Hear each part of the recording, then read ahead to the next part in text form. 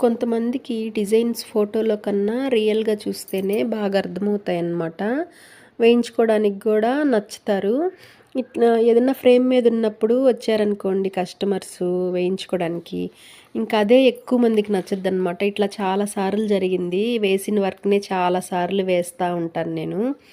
ఈ వర్క్ అయితే 2 డేస్‌లో నలుగురు వేయించుకున్నారు.